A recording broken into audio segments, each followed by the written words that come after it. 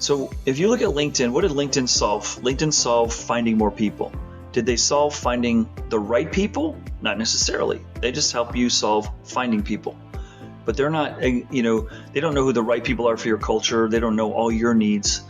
And in a world that's changing really quickly, I think one of the domains that's still up for grabs is the domain of understanding the taxonomy of skills. So let's just take the fact that something I said earlier, which I really believe is unfortunately very true, which is the supply of qualified people is smaller than it's ever been, and it's not going to increase. The more we need new skills, the more new industries create, the more people change careers.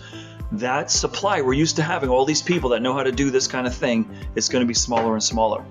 So we're going to have to become teachers, and we're going to have to become schools, and every business is going to need to become a business school.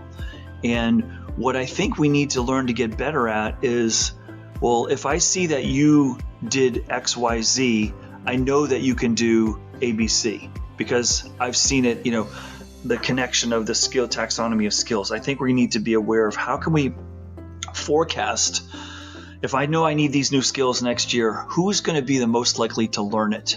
Are there clues that give me confidence? Do you understand? And that's, I think, where you're heading with your conversations. Like, we have so many people that leave, and this has happened my whole career. People leave and they could have done another job in the company, but the company didn't know it and they didn't know it because they're just thinking, oh, you're an accountant, you're only interested in finance. No, they had all these other skills. They could have moved over to marketing, or they could have gone over to investor relations, or they could have gone into, the planning department. What do you mean?